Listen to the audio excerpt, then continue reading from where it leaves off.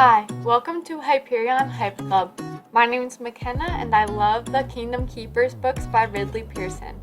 Join me as we discuss this series and others published by Disney-Hyperion Books. Let's get into it. Hi everybody!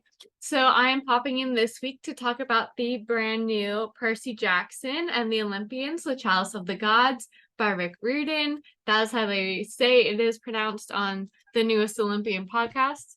So that is how I am going to pronounce it on here. Overall, I really enjoyed this book and I will totally get into that soon. But let's just talk about the one thing I really didn't quite enjoy about this book. So Rick Riordan has always brought in kind of like a lot of references, I feel.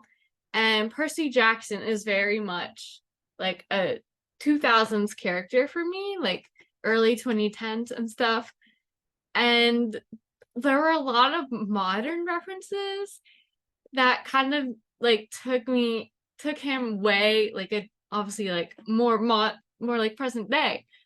But that's just not how I see this character in this series, so it really kind of threw me off. Like terminology like himbo or salty boomer, plant-based proteins, Venmo, God talk, man bun, stuff like that. Some really didn't hit. Some were funny, like maybe one or two times it was used. There were some that were just like way overused, and it's like you don't need to say that much. Just like find that once or twice where it really hits and then use it that way. So like himbo really hit one time, but it was mentioned a lot. It's even in one of the chapter titles. And like man bun maybe would have been fine using casually once or twice, but saying it like multiple times on one page, I don't need to hear man bun that many times. Like I really don't. I kind of Rick Riordan, like he was more out of touch with his audience because he did used to be a teacher. And so he was more in touch with his audience, I suppose, when he started writing this series. But these like modern elements are just like you don't need to try that hard. You don't need to force it like this. Like don't get me wrong, it does not ruin the story, but feels like too much effort went into bringing in terms that surfaced between now and the last book a decade ago. I'm just going to go through my notes here as I wrote them down, like I always do, kind of. So Percy lives on the Upper East Side, first of all. Like his mom is about to publish her first book, like toward the end of the other books we see like she's going to school to be a writer, so like obviously she's going to publish a book at some point.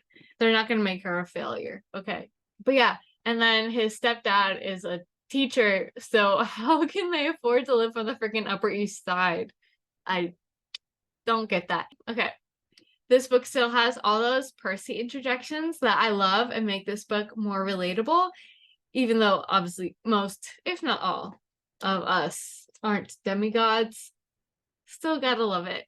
There are also like small callbacks, which are such nice touches, so like to Monster Donuts and exploding toilets and stuff like that.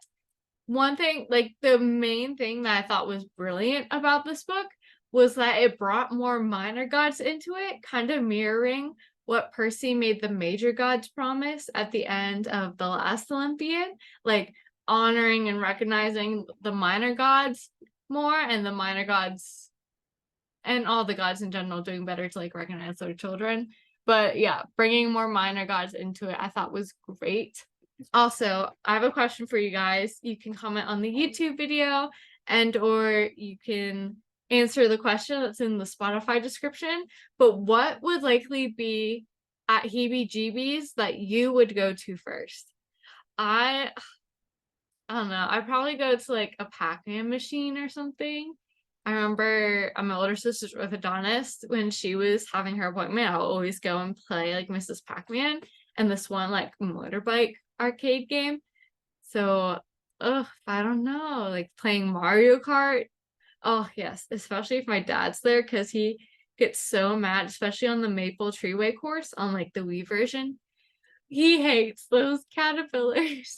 Okay, I love the occasional chapter cliffhanger. I always love it when multiple chapters have cliffhangers. Not necessarily every chapter, because I like to read through a chapter before stopping. Obviously, that doesn't always happen, but I like a lot of chapters still not having cliffhangers, so I have a good place to stop. But obviously, I still want to keep reading more because it's good writing.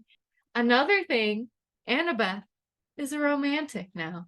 I like how he introduced kind of this new personality trait to her without changing her like character in general.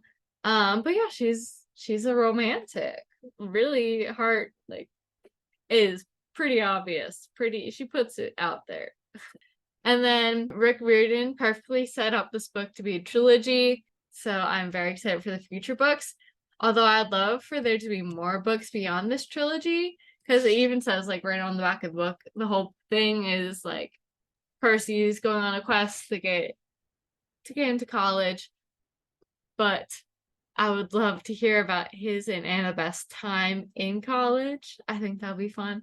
Because they are obviously they're in love. They're trying to go to school together. Okay, and another thing, I'm gonna touch on something that won't be applicable to like reading a physical copy of this book. I did actually listen to the audiobook. I know if you know me, I'm not an audiobook person, but I listened to one.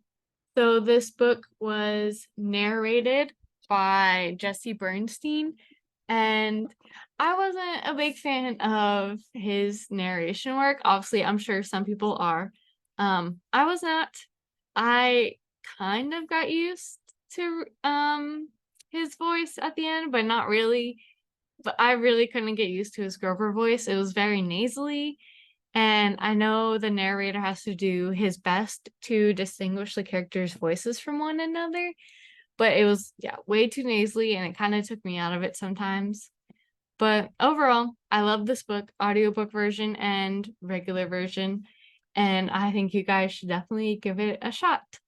And I will see you guys next week for Kingdom Keepers Disney at Dawn. I believe it's chapters 12 through 24. Thank you guys so much for listening to this episode. Please remember to rate, review, subscribe, and follow. Also, please chat with me and other members of this club in the comments of the YouTube video. My other social media information and a link to the Long Distance Sisters podcast I am also part of will be below. Back in a whack!